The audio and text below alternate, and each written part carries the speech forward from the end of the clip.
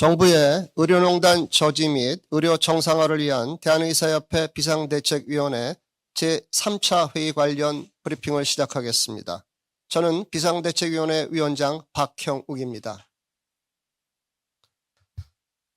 난데없는 기업농단에 모든 국민이 놀랐습니다. 전 세계도 놀랐습니다. 대한민국이 이런 나라였어? 외국인의 놀라움에 우리 국민은 모멸감을 느끼지 않을 수 없습니다. 과연 현 상황이 헌법에 규정된 전시사변 또는 이에 준하는 국가 비상사태인가? 국무회의에서 제대로 논의를 한 것인가? 지체 없이 국회에 통과한 것인가? 이후의 부작용에 대한 대책을 미리 준비하고 계엄을 선포한 것인가? 모든 것이 의문입니다. 어쨌든 우리 국민은 윤석열 대통령이 망상에 기초해 대책도 없이 비상계엄을 선포했다는 것을 똑똑히 알게 되었습니다. 계엄사령부 포고령은 경악스럽습니다. 포고령은 국회 등 일체 정치 활동을 금했습니다. 이는 헌법에 규정된 국회의 계엄 해제권을 정면으로 무시한 것입니다. 계엄사령부는 무장계엄군 280명을 국회에 진입시켰고 무장계엄군이 국민에게 총구를 들이대는 상황까지 벌어졌습니다. 다행히 무장계엄군은 부당한 명령에 불복종했습니다. 국가를 위해 몸을 바치겠다고 헌신한 젊은 군인들의 입장에서 그 상황은 얼마나 당혹스러운 일이었을까요? 이 젊은 군인들도 피해자입니다. 요컨대 윤석열 대통령은 망상에 기초해 군과 국민이 피를 흘리며 서로 싸울 수 있는 상황을 만들었습니다. 헌법과 자유민주주의를 부르짖지만 윤석열 대통령은 스스로를 왕으로 생각하고 왕으로 행동한 것입니다. 대한민국은 민주공화국입니다. 자신을 왕이라 생각하고 행동하는 대통령은 끌어내려야 합니다. 계엄사령부 포고령은 전공의를 비롯하여 파업 중이거나 의료 현장을 이탈한 모든 의료인은 48시간 내 본업에 복귀하며 충실히 근무하고 위반 시는 계엄법에 의해 처단한다고 선포했습니다. 윤석열 대통령은 난데없이 전공의와 의료인을 자유민주 체제를 부정하는 체제 전복 세력과 동급으로 취급하였습니다. 이 역시 망상에 기초한 것입니다. 전공의들은 지난 2월 사직서를 제출했습니다. 전공의 수료는 의무가 아닙니다. 그러나 정부는 놀랍게도 사직서 수리 금지 명령을 내리고 다른 의료기관 취직도 봉쇄했습니다. 이 자체가 엄청난 인권 침해입니다. 결국 정부는 6월 4일 사직서 수리 금지 명령을 철회하고 병원은 사직서를 수리했습니다. 정부의 불법적 법 집행에 따르더라도 이미 5개월 전 사직이 완료되었습니다. 이제 사직 전공의들은 다른 의료기관에 취직하거나 다른 일을 하면서 열심히 살고 있습니다. 도대체 누가 파업을 하고 있는지요? 도대체 누가 의료 현장을 이탈했는지요? 윤석열 대통령은 철저히 망상에 기초하여 전공의와 의료인을 반국가사범으로 몰았습니다. 처단한다. 이게 국민을 향해 쓸 수 있는 말인가요? 사실 전공의에 대한 윤석열 정부의 망상은 오래되었습니다. 정부는 11월 28일까지 의사 집단행동 중앙재난안전대책본부 제78차 회의를 지속해 왔습니다. 앞서 언급했듯이 전공의들은 오래전 사직서가 수리되어 이제 각자 다른 일을 하고 있습니다. 그런데도 윤석열 정부는 여전히 사직 전공의를 향해 의사 집단행동이라며 국민에게 낙인 찍고 국민을 세뇌시켜 온 것입니다. 계엄농단과 의료농단을 비교해보면 너무 비슷합니다. 윤석열 대통령은 우리나라 상황이 전시사변 또는 이에 준하는 국가 비상사태라고 강변합니다. 윤석열 대통령은 전공의들을 반개혁 카르텔로 몰았습니다. 주당 최대 88시간 중노동을 하는 반개혁 카르텔이 있는지요? 비상계엄 선포 전 국무회의에 누가 참석했는지 제대로 심의 과정은 이루어졌는지 전혀 알 수 없습니다. 허수아비 국무회의입니다. 2월 6일 조규용 장관은 의대 정원 증원 규모를 발표하기 불과 1시간 전 보건의료정책심의위원회에서 처음 2,000명이라는 숫자를 밝혔습니다. 서둘러 뚝딱 회의를 끝내고 발표합니다. 허수아비 회의입니다. 망상에 기초한 비상계엄으로 우리나라 상황을 해결할 수 없습니다. 비상계엄 해제만이 피해를 최소화하고 실제 그렇게 되었습니다. 실로 다행한 일입니다. 오래전 사직한 전공의를 반개혁 카르텔로 낙인 찍는 망상의 기초에 현 의료 사태를 해결할 수 없습니다. 우리 사회가 겪을 피해를 최소화하는 길은 의료의 현실과 미래에 절망한 사직 전공의들이 다시 돌아와 수련받을 수 있도록 정부가 합당한 조치를 하는 것입니다. 이에 2024년 12월 4일 대한의사협회 비상대책위원회는 제3차 회의를 열어 아래와 같이 의결하였습니다. 첫째, 대한의사협회 비상대책위원회는 전공의와 의료인을 향해 처단한다는 폭압적 문구를 넣은 당사자와 과정을 밝히고 책임을 물을 것을 촉구합니다. 둘째, 대한의사협회 비상대책위원회는 윤석열 대통령에게 물러날 것을 요구합니다. 셋째, 대한의사협회 비상대책위원회는 정부가 2025학년도 의대 모집을 중지하여 향후 10년간 지속될 의대 교육 파탄을 막기를 촉구합니다. 2024년 12월 5일 대한의사협회 비상대책위원회. 이상입니다. 혹시 질의할 부분이 있으면 말씀해 주시기 바랍니다. 예, 말씀해 주시죠. 마이크 써주시기 바랍니다. 네, 쿠키뉴스 신대영 기자입니다. 지금 정부에서는 의료개혁 정책들을 많이 추진하고 있는데 의대 증원이라던가 상급종합병원 구조도는 시범사업이라던가 이런 거 추진하고 있는데 이런 것들이 과연 앞으로 좀 지속이 가능할 것인가에 대한 질문을 좀 드리고 싶습니다. 예, 저는 불가능하다고 생각합니다. 우리 이 정부가 지금과 같은 어떤 의료농단을 만든 명분이 필수 의료를 살리고 지역 의료를 살린다는 명분이었습니다. 그런데 지금에 와서는 지역 의료가 망가지고 필수 의료가 망가지고 있습니다. 이런 사태가 벌어진 가장 중요한 이유는 탁상머리에 앉아서 의료개혁이라고 마음대로 만들어내기 때문입니다.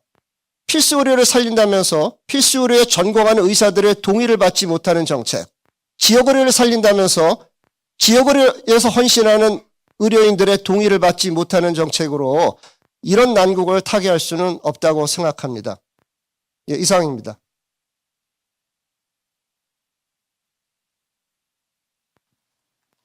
예, 말씀하십시오.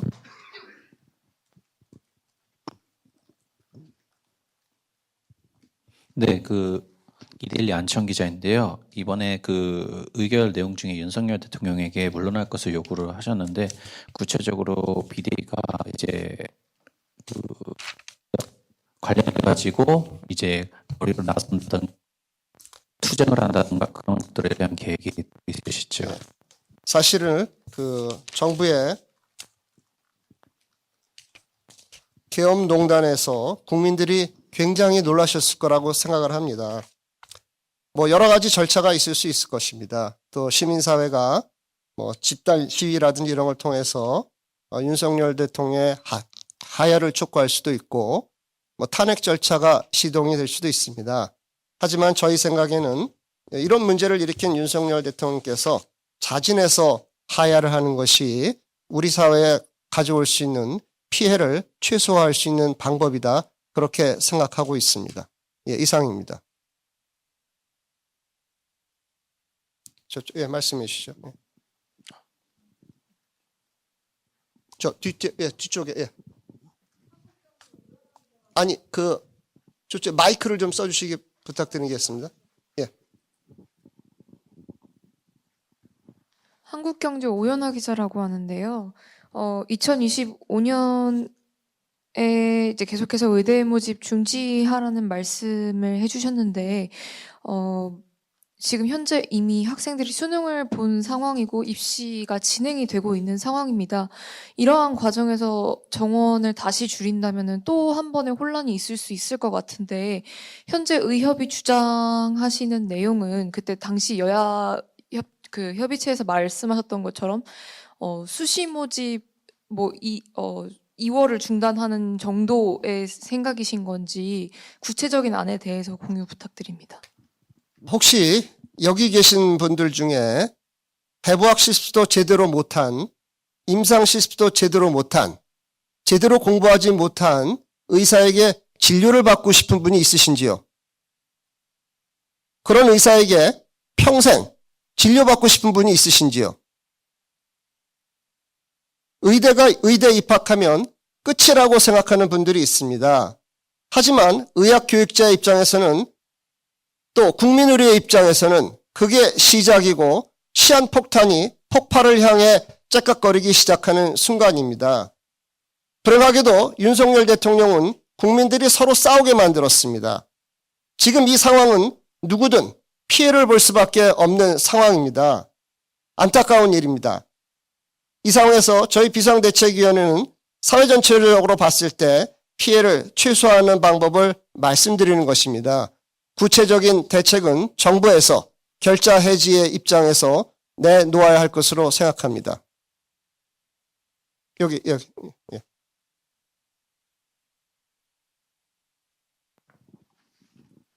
예, 그 제 질문이 잘못 전달된 것 같아가지고 다시 여쭤봅니다.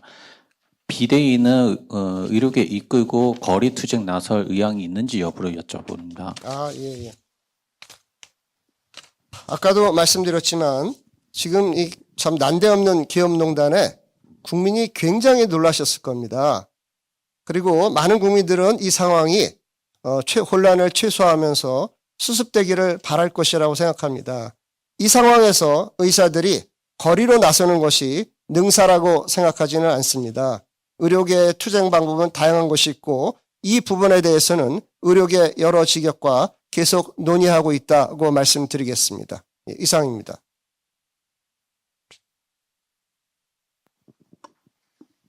네, 아까 전에 질문 드린 것과 좀 연장선상인데요. 지금 의료특위가 진행이 되고 있잖아요. 근데 지금 어떤 의료특위 게 진행? 의료개혁 예. 의료개혁 특위가 지금 진행이 되고 있는데 지금 일단은 회의가 잠정 중단된 상태이고 계엄 선포 때문에 그래가지고 지금 병협에서도 이거를 어떻게 좀 중단할 거에 대한 논의도 좀 이루어지고 있는 걸로 알고 있는데 병협과의 좀 뭔가 좀 이런 뭐 상의가 좀 이루어진다거나 뭐 그런 게 좀 논의가 좀 이루어지고 있는 게 좀 궁금합니다. 현재는 특별히 상의가 이루어지고 있는 부분은 없습니다. 원래 이제 대한의사협회에서는 의료개혁 특위가 그 목적을 달성할 수 없을 것이라고 판단했습니다.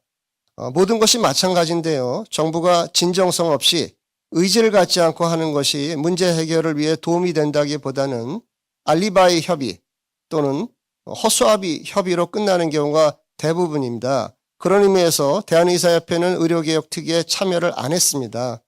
하지만 또 다른 이제 뭐 단체에서는 뭐 다른 생각으로 참여를 하셨겠지요. 저희는 그것이 문제를 해결할 수 없다고 생각합니다. 하지만 또 필요하다면 또 의료계 여러 직역 또는 단체들과 또 논의를 할 필요는 있다고 생각합니다. 그 부분은 현재 진행된 것은 없지만 추후에 또 논의를 하도록 하겠습니다.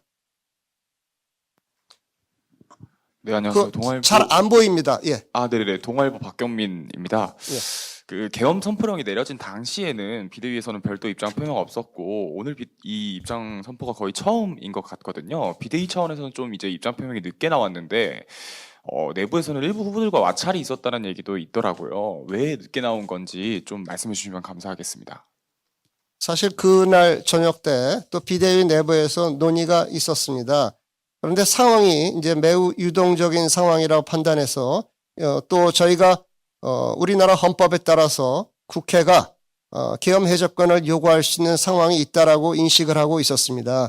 그래서 국회에서 그런 절차가 종결되고 사태가 해결되는지 좀 유동적인 상황이라 그것을 이제 지켜보자고 결론을 내렸습니다. 그리고 사태가 이제 해결된 이후에 사실 대한의사협회 비상대책위원회에서도 당연히 그 사태가 너무도 어처구니 없고 특히 우리 전공의들과 의사들을 향해 처단한다라고 표현한 거에 대해서 강한 분노가 있었습니다. 그런데 그 분노라고 하는 것이 또 여러 국민들도 그런 분노를 느끼셨을 거라고 생각을 합니다. 그래서 차분하게 이 문제를 정리해서 발표해야 된다는 것이 비대위원들의 중론이었고 그런 논의를 종합해서 오늘 말씀드리게 되었습니다. 예, 말씀해 주시죠. 네, 안녕하세요. 머니투데이 박정렬 기자입니다. 다른 이번 포고령 문구 관련해서 여러 이제 의사 단체에서 입장문을 발표를 하고 있는 와중인데 의협 비대위가 그 단체들을 뭔가 규합하는 뭐 새로운 별도의 뭐 회의 조직이라든지 정기적인 뭐 단체라든지 이런 걸 만들 의향도 있으신가요? 예, 약간 오해가 있으신 것 같은데요. 대한의사협회 비상대책위원회가 현재 의료계를 대표하는 단체입니다.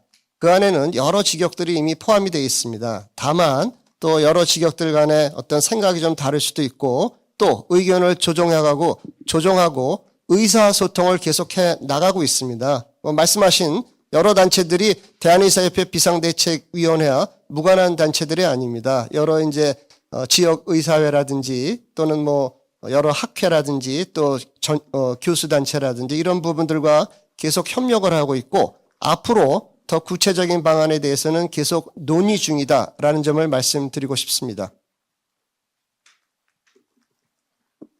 저 오른쪽이요. 예.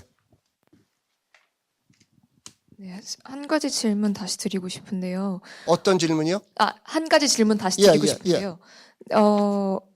일단 오늘 주장하신 내용은 윤석열 대통령 하야와 2025년 의대 모집 중지 요 두 가지와 그 책임자 색출 요건 것 같은데 만약에 이제 윤 대통령이 하야하지 않거나 그 다음에 그 하야를 하더라도 2025년 증원을 하는 것에 대해서 모집이 중지되지 않을 경우 의협은 어떤 행동에 나서실지가 궁금합니다. 우리 지금 이 기업농단 때문에 여러 많은 국민들께서는 대통령이 물러나야 된다. 또 탄핵 절차를 진행해야 된다라고 말씀하시는 분들도 있습니다. 그런 분들에게 뭐 탄핵이 이제 헌법재판소라든지 국회라든지 여러 과정을 거쳐서 그게 제대로 안 될 때 어떻게 할 것인가 라는 걸 묻는 것은 너무 예단하여 말씀하시는 게 아닌가 생각이 됩니다. 또 상황 변화에 따라서 저희가 어떻게 대처할지를 신중하게 논의하고 말씀드리도록 하겠습니다. 예, 특별한 질문이 없는 것 같습니다. 이상으로 정부의 의료농단 저지 및 의료 정상화를 위한 대한의사협회 비상대책위원회 제3차 회의 브리핑을 마치도록 하겠습니다. 참여해 주신 여러 기자분들께 깊이 감사드립니다.